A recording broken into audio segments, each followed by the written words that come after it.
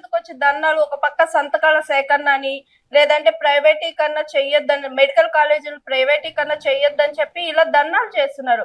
దీని మీద ప్రభుత్వం ఎలాంటి స్టాండ్ తీసుకోబోతుంది సార్?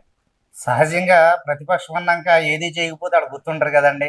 ఇలా ధర్నాలు చేయటము, లేకపోతే సేకరణ, ఏది కోటి సంతకాల సేకరణ అనేది చేయటం సహజంగా వాళ్ళ ఉనికి బ్రతికించుకోవడానికి, వాళ్ళ పార్టీని బ్రతికించుకోవడానికి. ఎందుకంటే ఇప్పుడే చాలా మంది వైసీపీ నుంచి టీడీపీకి వచ్చారు కార్యకర్తలు.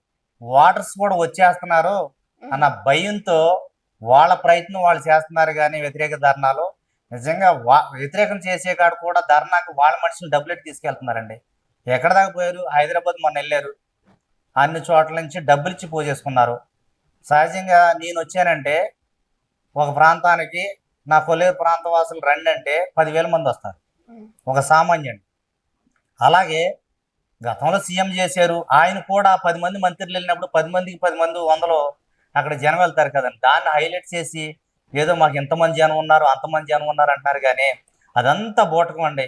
నిజంగా ఈ ప్రభుత్వం చేసే పనులు వాళ్ళు తట్టుకోలేకపోతున్నారు.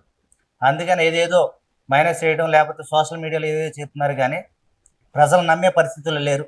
వైసీపీ అంటే భయంతో 5 ఏళ్ళు ఒక్క ఛాన్స్ అనగానే 5 ఏళ్ళు ఇచ్చారు. ఆ 5 ఏళ్ళు నరకం. ఆక్వా కానీ, అలాగే వేరే పరిశ్రమలు ఏమైనా కానీ, మా కొల్లేరు ప్రాంతానికి, ఈ కైకులూరు నియోజకవర్గానికి కానీ, మా కమ్యూనిటీకి కానీ ఆక్వాలో ఒక ఫీడు అంతకుముందు 80,000 రూపాయలు ఒక టన్ను ఫీడ్ ఉంటే 1,20,000. లేకపోతే ఒక తవుడు బండి 10 తవుడు బండి 1,00,000 రూపాయలు అంటే 2,20,000. ఆ గవర్నమెంట్లో మమ్మల్ని నాశనం అయిపోయామండి. మొత్తం ఆక్వా పూర్తిగా నాశనం అయిపోయింది.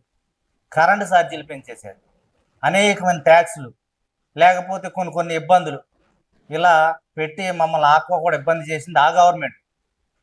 వాళ్ళు కప్పుపుచ్చుకోవడానికి ఇప్పుడు నిజాలని బయటికి చెప్తామంటే మా మీద ఏదో వ్యతిరేక పవనాలు అన్నట్టు మేము ముందుకు వచ్చేసాం. జనాలు అక్కడ కొంచెం కూడా అంతకుముందు ఎలక్షన్లో సుమారుగా ప్రతి నియోజకవర్గం 30,000 నుంచి 50,000 మంది మెజారిటీ వచ్చింది. ఇప్పుడు ఎలక్షన్ పెడితే 1,00,000 మెజారిటీ వస్తుందండి. ఇంకా వాళ్ళకి ఒక ఓటు వేసి కూడా లేరు. దానికి భయపడి వాళ్ళు రోడ్డు ఎక్కి వ్యతిరేక పవనాలని అయ్యాని ఇస్తున్నారు. కానీ